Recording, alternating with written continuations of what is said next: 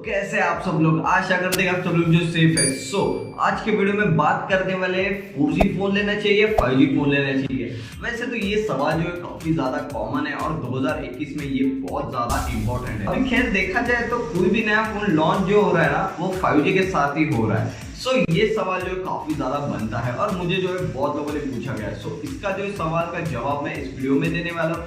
साथ ही में कुछ बात बताने वाला हूँ मैं 5G के बारे में। इंडिया में कौन सा 5G आने वाला है ये ज्यादा बहुत इंपॉर्टेंट है, ये जो है बहुत लोगों को पता नहीं है, तो मैं इस वीडियो में बताने वाला हूँ। और मेन रहता है कि बैंड्स क्या होते हैं, ये सारी चीजों के सवाल मैं वीडियो में बताने वाला हूँ। तो दोस्तों वैसे अगर देखा जाए तो 15 से लेकर 30,000 के रेंज में जो है वो 15 से 20 तो आराम से फोन आ जाते हैं जो कि 5G में आते हैं।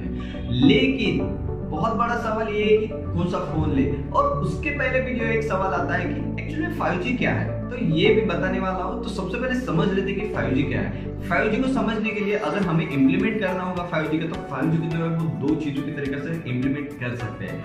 पहला है कि जो ओरिजिनल स्ट्रक्चर है 4G का, मतलब 4G का जो भी पूरा स्ट्रक्चर, टावर्स वगैरह जो भी चीजें हैं उसमें थोड़े से टेक्निकल चेंजेस करके इम्प्लीमेंटेशन करके जो है वो 5G प्रोवाइड कर सकते हैं। दूसरी चीज यहाँ पे निकल के आती है कि पूरा स्ट्रक्चर, टावर, जो भी इक्विपमेंट लगेंगे वो सारे 5G के जो है वो नए बिल्ड करके नए लगाएंगे, वहां से भी 5G प्रोवाइड कर सकते हैं। इन दो तरीके से जो है 5G जो है वो आ सकता है। अभी बात करते हैं 5G कैसे वर्क करता है। अगर हमें 5G समझना है तो 5G को जो है वो बेसिकली दो चीजों में डिवाइड करना पड़ेगा। पहला है मिलीमीटर वेव और दूसरा है सब 6 गीगाहर्ट्ज। मिलीमीटर वेव में क्या होता है कि मिलीमीटर वेव की रेंज जो है वो कम होती है, इसलिए जो है वो ज्यादा टावर लगाने पड़ेंगे।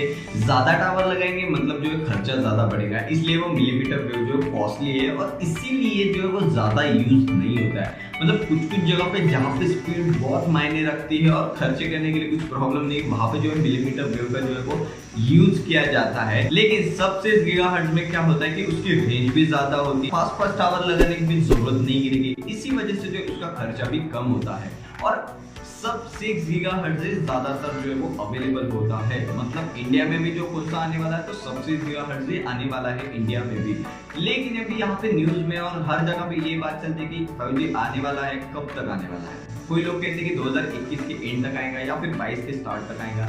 लेकिन आपको एक बात बता देता हूँ कि स्पेक्ट्रम जो होता है ना वो गवर्नमेंट की तरफ से अलोकेट किया जाता है कंपनीज को, जो भी वोडाफोन, आइडिया, जियो, एयरटेल, इन सारे कंपनीज को जो अलोकेट किया जाता है। अभी टेस्टिंग के लिए तो परमिशन मिल गई है, लेकिन मेरे अंदाजे से एक मोटा अंदाजा मान लो आप कि 2022 के एंड से लेके 2023 के स्टार्ट तक जो है वो 5G इंडिया में देखने को मिलने वाला है। 5G को जो है वो टाइम लगने वाला है। लेकिन यहाँ पे एक बड़ा सवाल ये आता है कि बैंड्स क्या होते हैं। तो बैंड जो है वो रेडियो वेव फ्रीक्वेंसी रेंज होती है जो कि डेटा ट्रांसमिट करने के लिए यूज किया जाता है स्पेक्ट्रम में से। वायरलेस स्पेक्ट्रम में से जो डेटा ट्रांसफर करते हैं उसके लिए जो बैंड्स की जरूरत होती है, और इसीलिए जरूरत होती है मोबाइल में कौन से बैंड है और कितने बैंड्स है। जितने ज्यादा बैंड है आपके फोन में उतना ज्यादा आपके फोन की चांसेस है फ्यूचर में 5G यूज करने के। जी हाँ, बहुत ज्यादा इंपॉर्टेंट है। आईफोन 12 जो है उसमें सबसे ज्यादा बैंड्स है अभी अवेलेबल मार्केट में जो फोन है, उन फोन में से सबसे ज्यादा बैंड वाला जो है वो आईफोन का फोन है, जिसमें जो है वो 5G के सबसे ज्यादा बैंड है। मतलब उसकी पॉसिबिलिटी जो है वो ज्यादा हो गई है फ्यूचर में 5G यूज करने के लिए। और एक बात बता देता हूँ, वो सभी बैंड जो है वो सब 6 गीगाहर्ट्ज पे वर्क करते हैं। मिलीमीटर वेव पे जो है वो ज्यादातर स्मार्टफोन में जो है वो नहीं दिया जाता है। बहुत ज्यादा इंपॉर्टेंट है ये चीज समझना। अब आप समझ गए कि 5G कैसे वर्क करता है, इम्प्लीमेंट कैसे करते हैं, बैंड्स क्या है और स्पेक्ट्रम क्या होता है, ये सब चीजें मैंने आपको वीडियो में बता दी है। लेकिन बात यहाँ पे खत्म नहीं होती है। 5G फोन लेना चाहिए या 4G फोन लेना चाहिए, ये भी सवाल रह गया है। इस सवाल पे मैं ये कहूंगा कि अगर आप 3 से 4 साल फोन यूज करना चाह रहे हैं या फिर आपके पेरेंट को फोन लेके देना चाह रहे हैं, तब आपको 5G फोन लेना चाहिए।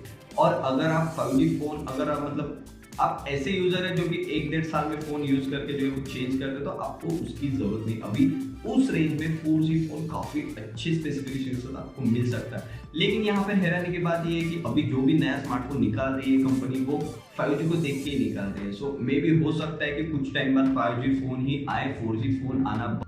सेकेंड बात यहाँ पे आती है कि आपके प्रेफरेंस पे आपको कौन सा फोन लेना है अभी के टाइम। ये थी सारी कहानी 5G के बारे में और 5G स्मार्टफोन के बारे में। आई होप आपको वीडियो मेरा अच्छा लगे। वीडियो अगर आपको अच्छा लगे तो वीडियो को लाइक जरूर कीजिएगा। चैनल को सब्सक्राइब नहीं किया तो क्या कर रहा है, चैनल को जो है सब्सक्राइब कर लीजिएगा। मुझे नहीं पता वो लाल वाला बटन जो है वो दबना चाहिए, प्लीज सब्सक्राइब कर दीजिएगा चैनल को। मिलते हैं नेक्स्ट वीडियो में ऐसे किसी इंटरेस्टिंग टॉपिक के साथ, तब तक के लिए स्टे ट्यून्ड।